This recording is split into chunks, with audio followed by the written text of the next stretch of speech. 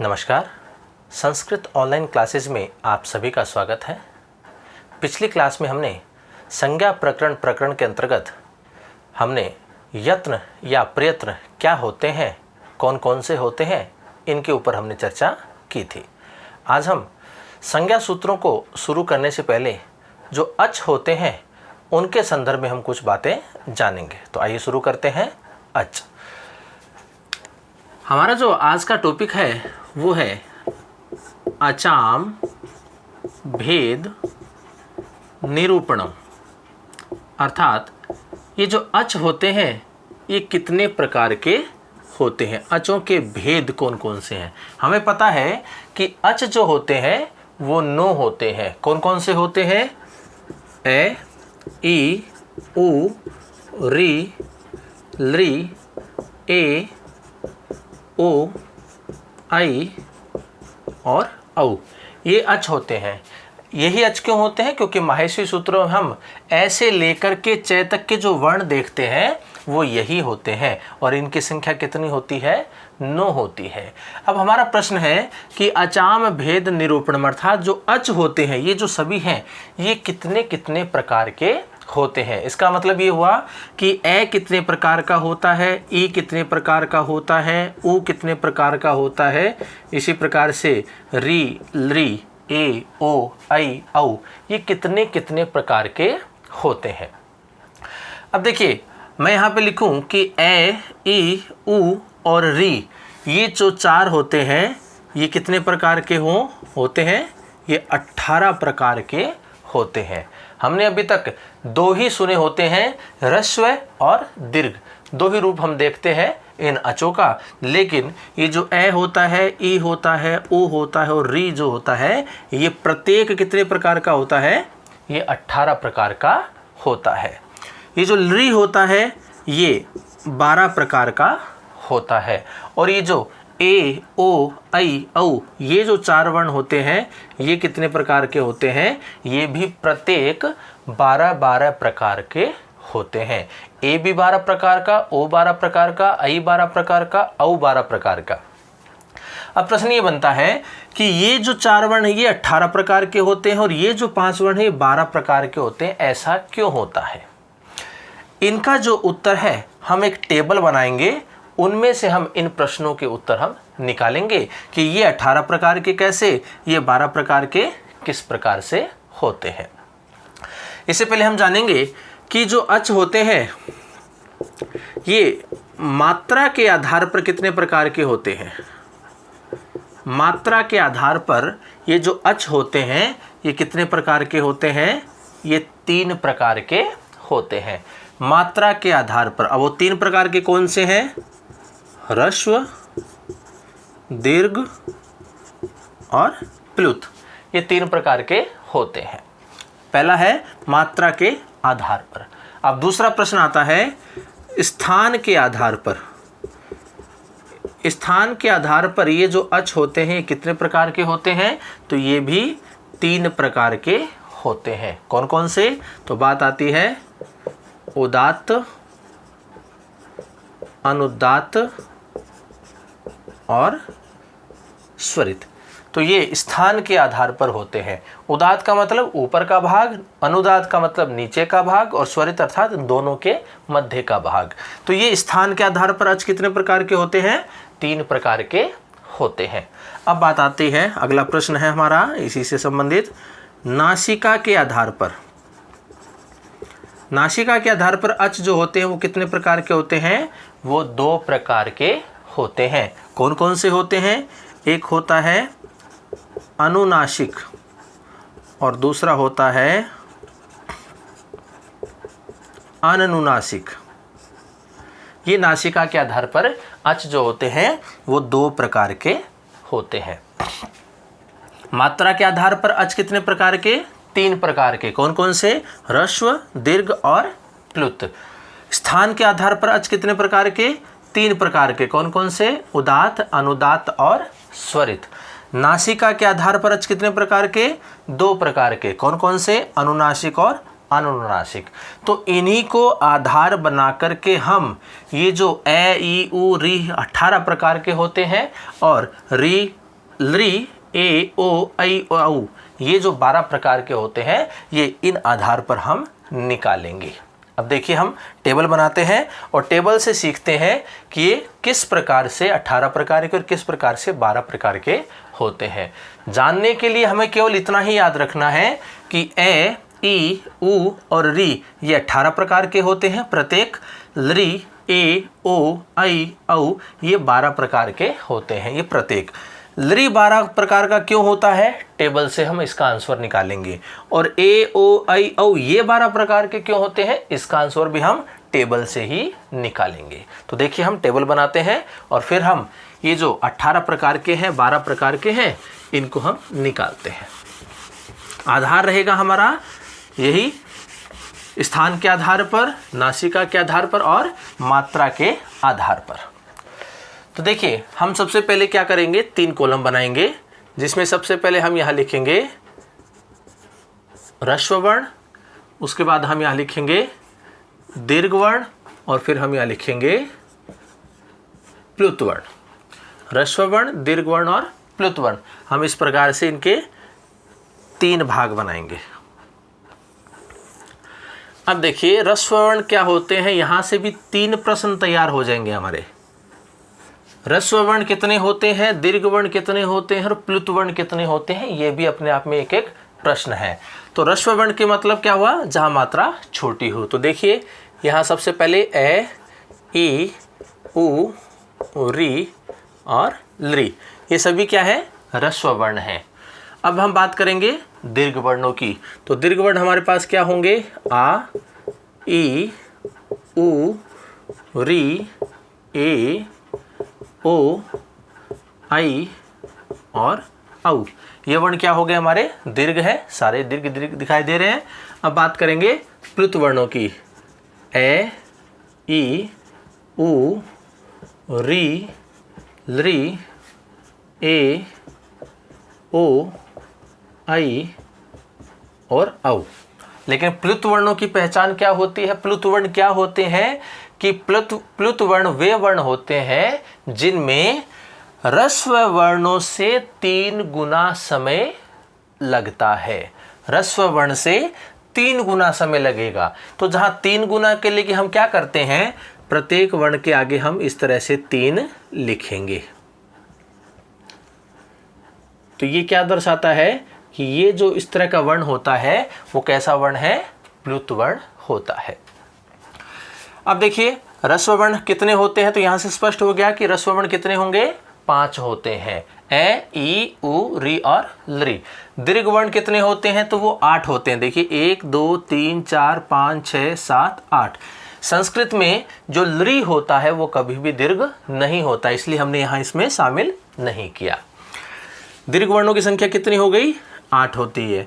प्लुत वर्णों की संख्या कितनी होती है, वो यहाँ से काउंट करेंगे, 1 2 3 4 5 6 7 8 9। तो प्लुत वर्णों की संख्या 9 होती है। तो ह्रस्व वर्ण 5 होते हैं, दीर्घ वर्ण 8 होते हैं और प्लुत वर्ण 9 होते हैं। तो 3 प्रश्न हमारे यहाँ भी तैयार हो गए। बात है हमारी कि ए, ई, उ और री ये 18 कैसे होते हैं, लृ, ए, ओ, ऐ, औ ये 12 कैसे होते हैं। तो इसको हम यहाँ सिद्ध करेंगे। अभी हमने जाना कि मात्रा के आधार पर, स्थान के आधार पर और नासिका के आधार पर अच कितने कितने प्रकार के होते हैं।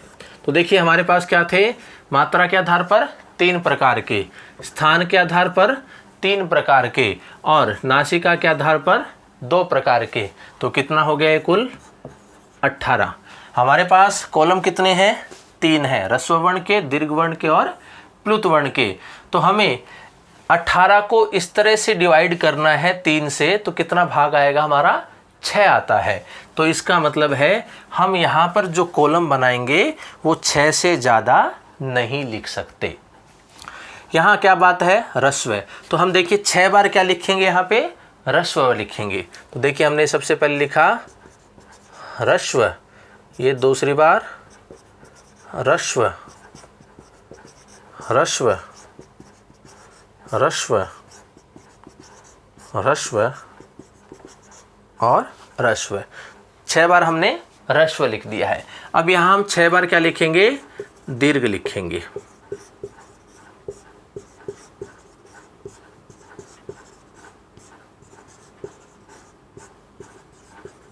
और इसी प्रकार से 6 बार हम यहाँ क्या लिखेंगे, प्लुत लिखेंगे।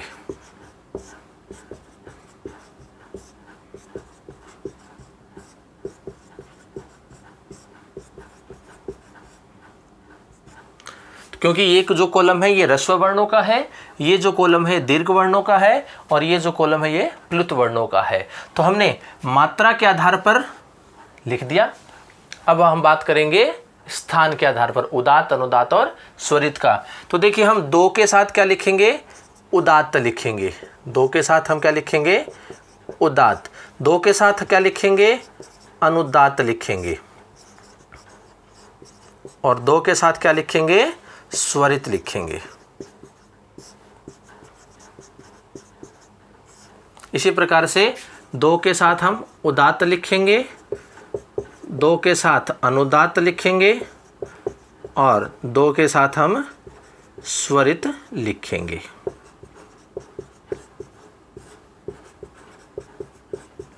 और इसी प्रकार से प्लुत में हम क्या करेंगे, 2 के साथ उदात्त, 2 के साथ अनुदात्त, और 2 के साथ स्वरित हम लिखेंगे। तो हमने स्थान के आधार पर भी यहाँ पर लिख दिया है। अब बचता है कौन सा, नासिका के आधार पर। कौन सा होता है, एक होता है अनुनासिक, एक होता है अनुनासिक। तो देखिए 1 के साथ लिखेंगे अनुनासिक, और 1 के साथ लिखेंगे अनुनासिक। फिर लिखेंगे अनुनासिक, और फिर लिखेंगे अनुनासिक, और फिर लिखेंगे अनुनासिक, और फिर लिखेंगे अनुनासिक। इसी प्रकार से दीर्घ में हम 1 के साथ अनुनासिक और 1 के साथ अनुनासिक, फिर अनुनासिक, और फिर अनुनासिक, फिर लिखेंगे अनुनासिक, और फिर लिखेंगे अनुनासिक।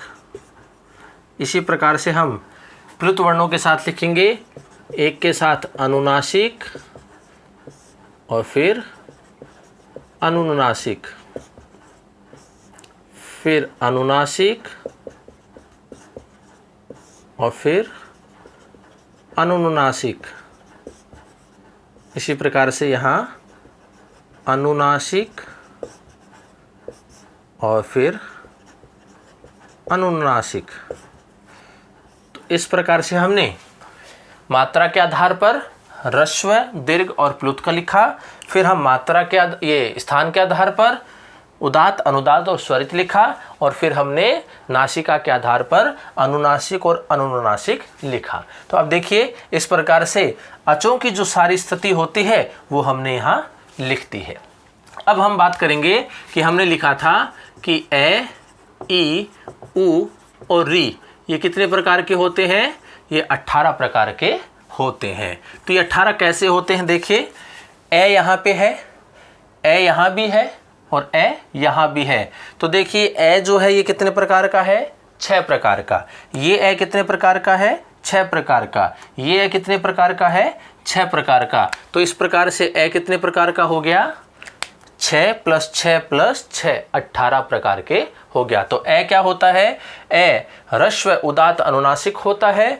ए ह्रस्व, उदात्त, अनुनासिक भी होता है। ए ह्रस्व, अनुदात्त, अनुनासिक होता है।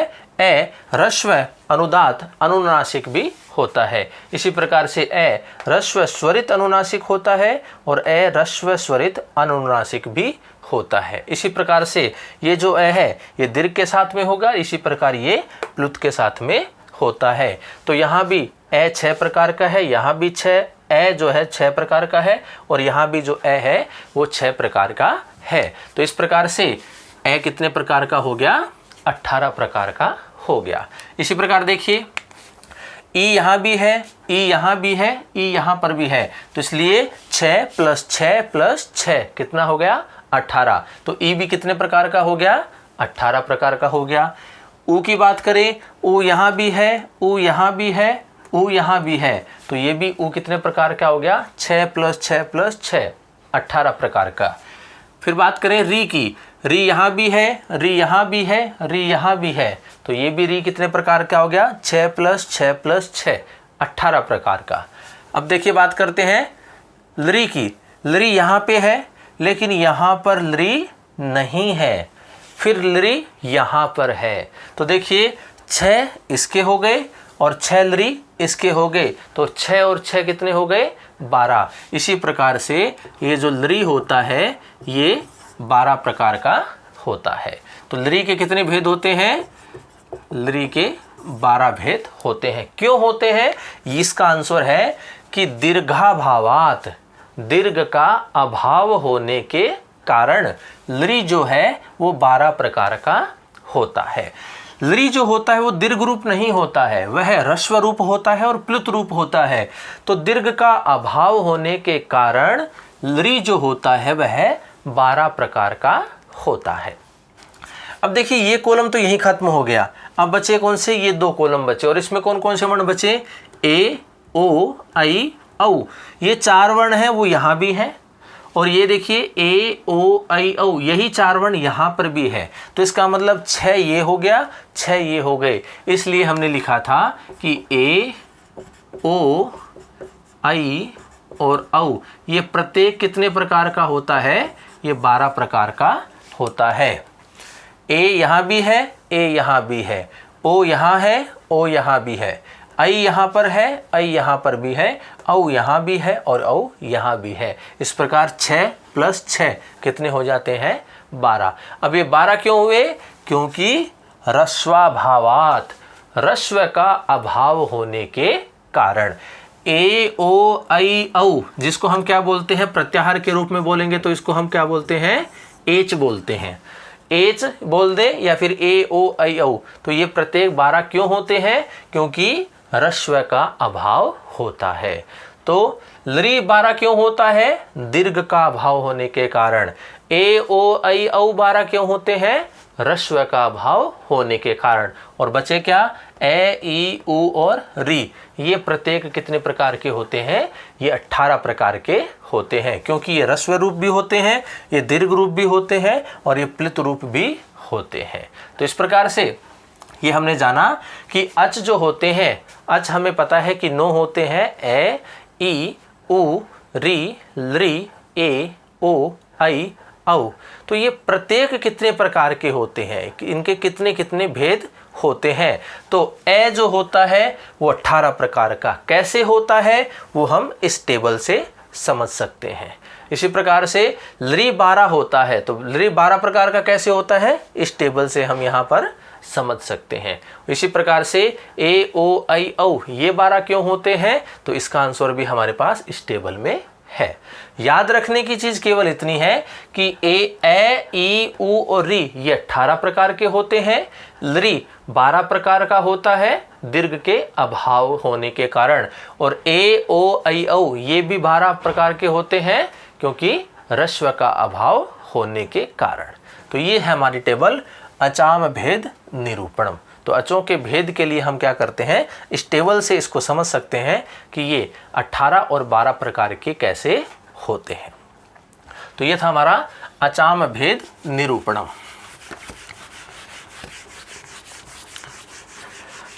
अब देखिए कुछ प्रश्न होते हैं छोटे छोटे, जहां पर अक्सर बच्चों को कन्फ्यूज़न होता है कि ये ऐसा कैसे हुआ, कि ये कितने कितने प्रकार के हैं। इन प्रकारों को लेकर के बच्चों में कन्फ्यूज़न रहता है। तो उन कन्फ्यूज़न को दूर करने के लिए हम कुछ प्रश्न यहाँ पर बनाते हैं और फिर हम उनको सॉल्व करते हैं, उनका उत्तर लेकर के आते हैं कि कौन सा प्रश्न किस तरीके से पूछा जाए, उसकी भाषा शैली क्या है, उसकी विधा किस प्रकार की है पूछे जाने की, तो हम उत्तर उसका कैसा दें। तो देखिए हम एक प्रश्न बनाते हैं कि वैदिक संस्कृते वर्णा कतिधा। ये जो प्रश्न होंगे ये वर्ण और स्वर हल आदि को लेकर के होंगे कि आपसे अगर प्रश्न पूछ लिया जाए कि वैदिक संस्कृत में वर्ण कितने होते हैं, तो आपका जो आंसर होना चाहिए वह कितना होना चाहिए, 63 या 64 होना चाहिए। अब ये 63 64 कैसे होते हैं ये हम इन प्रश्नों के बाद सॉल्व करेंगे। लेकिन प्रश्न अगर पूछा जाए वैदिक संस्कृते वर्णः कतिधा, तो आपका आंसर क्या होना चाहिए, 63 या 64 होना चाहिए। इसी प्रकार से अगर आपसे पूछ लिया जाए पाणिनीय शिक्षायां वर्णः कतिधा, पाणिनीय शिक्षा के अनुसार वर्ण कितने हैं, तो आपका आंसर होना चाहिए 63 या 64। यही 63 या 64 आपका आंसर होना चाहिए। प्रश्न क्या हो, पाणिनीय शिक्षा के अनुसार या पाणिनीय शिक्षा में वर्णों की संख्या कितनी है, वर्ण कितने हैं, तो आपका आंसर क्या होना चाहिए, 63 या 64 होना चाहिए। यही आपका आंसर सही होगा। अगर आपसे पूछ लिया जाए संपूर्ण संस्कृते वर्णः कतिधा, संपूर्ण संस्कृत में वर्णों की संख्या कितनी है, तब आपका आंसर क्या होना चाहिए, 64 होना चाहिए। संपूर्ण की बात हो तो अधिकतम संख्या हम काम में लेते हैं। तो संपूर्ण संस्कृत में वर्णों की संख्या कितनी होती है, तो आंसर होना चाहिए 64। अगला प्रश्न देखिए, लौकिक संस्कृते वर्णः कतिधा। अगर प्रश्न इस प्रकार से पूछा गया है कि लौकिक संस्कृत में वर्ण कितने होते हैं, तब आपका आंसर कितना होना चाहिए, 48 होना चाहिए। लौकिक संस्कृत में वर्णों की संख्या यदि पूछी जाए तो वहां कितना होना चाहिए, आपका आंसर 48 होना चाहिए। अब ये 48 कैसे होगा, इसको हम इन प्रश्नों के बाद सॉल्व करेंगे। अगला प्रश्न आपसे पूछ लिया जाए, सीधा सीधा यदि आपसे पूछे वर्णः कतिधा, सीधा सीधा आपसे पूछ लिया जाए वर्णः कतिधा, तब भी आपका आंसर क्या होना चाहिए, 48 ही होना चाहिए। सीधा सीधा पूछने का मतलब यही होता है कि लौकिक संस्कृत में वह वर्णों की संख्या पूछ रहा है, बस केवल भाषा बदली है, आंसर हमारा यहाँ पर एक समान है। तो ये तो बात होती है वर्णों से संबंधित प्रश्नों को। अगर प्रश्न इस प्रकार से पूछा है तो आंसर ये होगा, अगर प्रश्न इस प्रकार से पूछा है तो आंसर ये होगा, अगर प्रश्न इस प्रकार से पूछा है तो आपके आंसर ये होते हैं। तो ये तो बात आ गई अभी वर्णों की। अब हम अगला प्रश्न जो लिखेंगे वो लिखेंगे स्वरों को लेकर के। अगर आपसे पूछ लिया जाए वैदिक संस्कृते स्वरः कतिधा, वैदिक संस्कृत में स्वरों की संख्या कितनी होती है, स्वर कितने होते हैं, कहाँ, वैदिक संस्कृत में। तो हमारा जो आंसर होगा वो क्या होना चाहिए, 22 होना चाहिए। वैदिक संस्कृत में स्वर कितने होते हैं, वो होते हैं 22 होते हैं। यदि आपसे पूछ लिया जाए लौकिक संस्कृते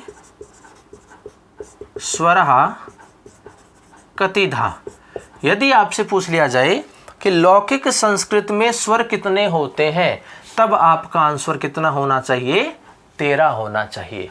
प्रश्न की भाषा बदल गई है, लौकिक संस्कृत में स्वर कितने होते हैं, तब तो हमारा आंसर होगा 13। अगर आपसे पूछ लिया जाए वैदिक संस्कृत में स्वर कितने होते हैं, तब हमारा आंसर होगा 22। ये कैसे होंगे 22 और 13, इनको हम अभी सॉल्व करेंगे। फिर अगर आपसे पूछ लिया जाए, सीधा सीधा पूछ लिया जाए कि स्वरः कतिधा, तब आपका आंसर क्या होना चाहिए, तब आपका आंसर होगा 13। सीधा सीधा पूछे स्वरः कतिधा, तब आंसर होगा हमारा 13। सीधा के मतलब है वही लौकिक संस्कृत की बात हो रही है। यदि आपसे प्रश्न ये पूछ लिया जाए अच कतिधा, अच कतिधा, अच कितने होते हैं, तब हमारा आंसर क्या होना चाहिए, 9 होना चाहिए।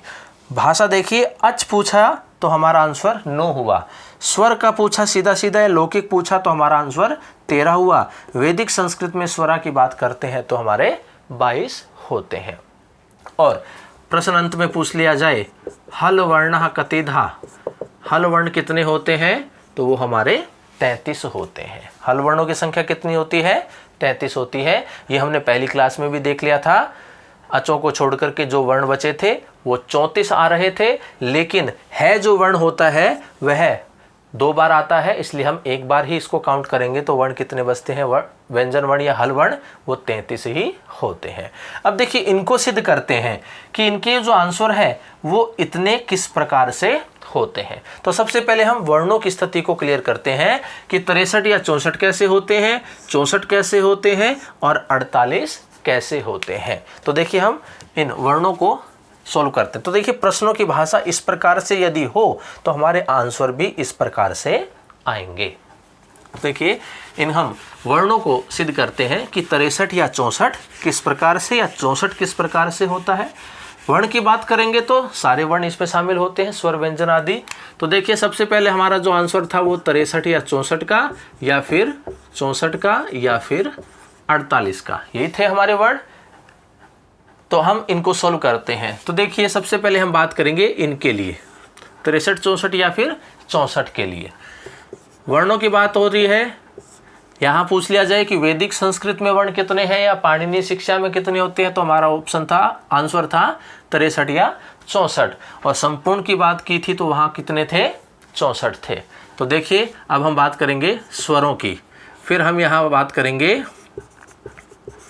स्पर्श वर्णों की, फिर हम बात करेंगे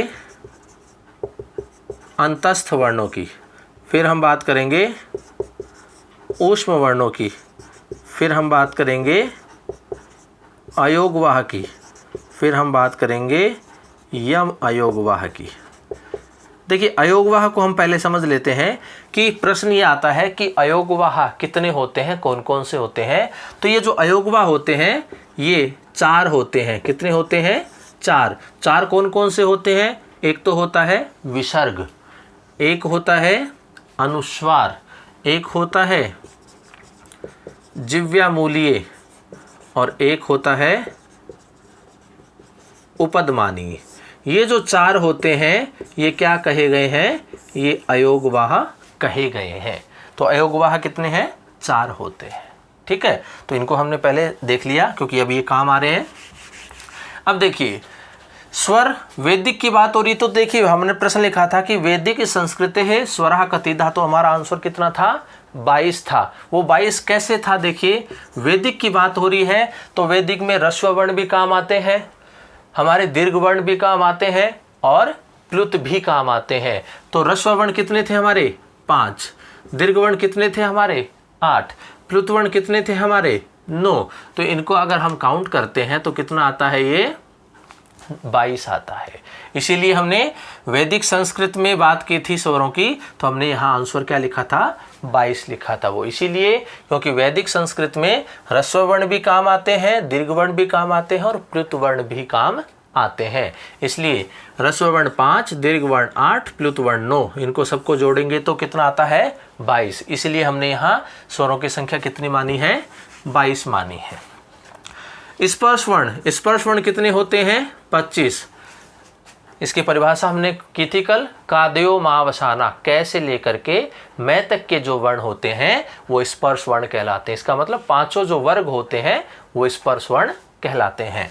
तो 5 वर्ग का मतलब हो गया, उसमें कितने वर्ण हो गए, 25 वर्ण हो जाते हैं। अंतस्थ वर्ण हमने देखा था कि य व र ल, ये 4 क्या कहलाते हैं, अंतस्थ वर्ण कहलाते हैं। तो अंतस्थ वर्ण कितने हो गए, 4 हो गए। उसके बाद बात आती है ऊष्म वर्णों की। ऊष्म वर्ण भी कितने होते हैं, 4 होते हैं, श, श, स और है। ये 4 वर्ण क्या कहलाते हैं, ऊष्म वर्ण कहलाते हैं। अयोगवाह के बारे में अभी हमने जाना कि विसर्ग, अनुस्वार, जिव्यामूलीय और उपदमानीय, ये चारों क्या कहलाते हैं, ये अयोगवाह कहलाते हैं। फिर बचते हैं यम अयोगवाह। यम अयोगवाह की संख्या भी कितनी है, 4 होती है। वो कौन कौन से होते हैं, कु, खू, गू और गू, ये जो वर्ण है ये क्या कहलाते हैं? यम अयोगवाह कहलाते हैं। तो इनकी संख्या भी कितनी है? 4 होती है। तो ये भी हो गई। अब देखिए हम इनको काउंट करते हैं कितना आता है। 4, 4 8, 4 12, 4 16, 2 18, 18 और 5 23। तो ये 23 का 2, 2 4 और 2 6। तो देखिए कितना आ गया? 63। 63 तक का आ गया। अब हमें 64 भी लेकर के आना है कि 64 भी किस प्रकार के। आपने एक नाम सुना होगा ळ, इस प्रकार से एक वर्ण होता है ळ करके, ळ, तो वो भी एक वर्ण होता है।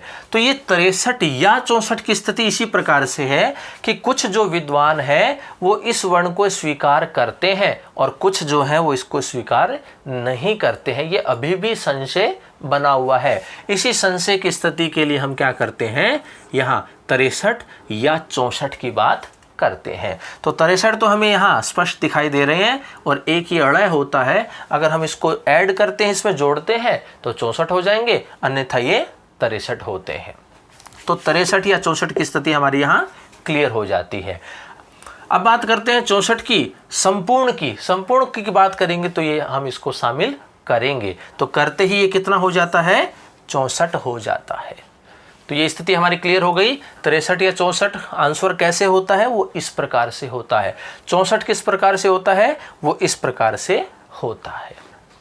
अब हम बात करेंगे 48 कैसे होते हैं। यदि लौकिक की बात करें तो यहाँ 48 किस प्रकार से, तो वर्ण यही होंगे हमारे। तो देखिए सबसे पहले हम स्वरों की बात करेंगे।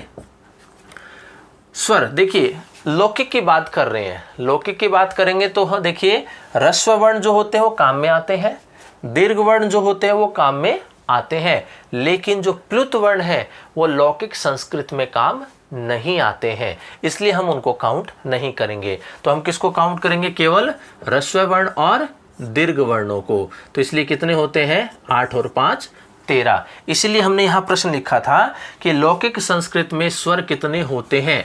यहाँ बात भी लौकिक की है। लौकिक के वर्णों की बात करेंगे तो लौकिक के ही स्वर को हम यहाँ काउंट करेंगे। लौकिक स्वरों की संख्या कितनी होती है? 13 होती है। क्यों होती है? क्योंकि उसमें प्लुत वर्ण जो होते हैं वो काम में नहीं आते हैं, इसलिए ह्रस्व वर्ण 5, दीर्घ वर्ण 8। तो ये कितने हो जाते हैं? 13 हो जाते हैं। फिर बात करेंगे स्पर्श वर्णों की। स्पर्श वर्ण जो होते हैं वो वही 25 होते हैं, क्योंकि पांचों वर्ग काम में आते हैं। तो स्पर्श वर्णों की संख्या कितनी हो गई? 25 हो गई। अंतस्थ जो वर्ण है ये वही 4 होते हैं, य व रेल है। और इसी प्रकार से ऊष्म वर्ण जो होते हैं ये भी कितने होते हैं? 4 होते हैं, श, श, स और है। अब बात करेंगे अयोगवाह की। अयोगवाह हम यहाँ कितने मानेंगे? यहाँ पर हम अयोगवाह 2 ही मानेंगे। क्यों? क्योंकि जो उपदमानीय है और जो जिव्यामूलीय है ये वैदिक वर्ण है, तो हम यहाँ लौकिक में इनको शामिल नहीं करेंगे। लौकिक में हम केवल विसर्ग को और अनुस्वार को ये काम में आते हैं, इसलिए हम यहाँ अयोगवाह की संख्या जो है वो केवल 2 ही स्वीकार करेंगे। इसी प्रकार से यम अयोगवाह जो वर्ण है ये भी वैदिक वर्ण कहे गए हैं, इसलिए हम यहाँ लौकिक में इनको शामिल नहीं करेंगे। तो यहाँ स्थिति देखिए अब क्या होती है? 2 4 6 4 10 5 15 और 3 18। 1 हासिल लगा, 1 और 2, 2 और 2 4। तो देखिए ये कितने आ गए? 48 आ गए। इस प्रकार से अगर लौकिक की बात हम करते हैं तो इस प्रकार से वर्ण 48 होते हैं, स्वर 13 होते हैं। अगर हम संपूर्ण या वैदिक की बात करें तो स्वर 22 होते हैं और वर्ण 63 या 64 या फिर 64 होते हैं। इसलिए हमने यहाँ स्वरों की बात 22 की और यहाँ पर हमने 13 की बात की। 13 इसलिए क्योंकि वहाँ प्लुत वर्ण काम में नहीं आते हैं।